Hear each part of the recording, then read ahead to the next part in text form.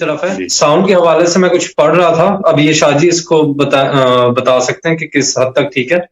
American universities में research हो रही है, उनका कहना यह है कि जब आप बोलते हो तो जो साउंड वेव्स क्रिएट होती हैं वो परमानेंटली इस फिजा में एग्जिस्ट करती हैं, वो स्टे कर जाती हैं, और वो कोशिश कर रहे हैं कोई ऐसा तरीका निकालने की कि पास्ट जो जमाने की साउंड है उनकी वेव्स को कैच कर सकें, और वो उस वेव्स को कैच करके वो देख सकें कि वो क्या आवाजें थी या क्या बात थी। वो इस साइड पे जो है रिसर्च कर रहे हैं साइंटिस्ट। तो आप मंजिल 3 पढ़ लो, उसके अंदर ये लिखा हुआ है कि जो हम बोलते हैं ये आसमानों में जाके खड़ी रहती है, आवाज खत्म नहीं होती, रिपीटेडली चलती रहती है।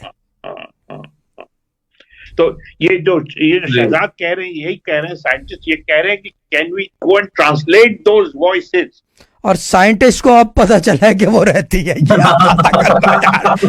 मसरूर है यार, साइंटिस्ट को अब पता चला है साले 40 साल के बाद।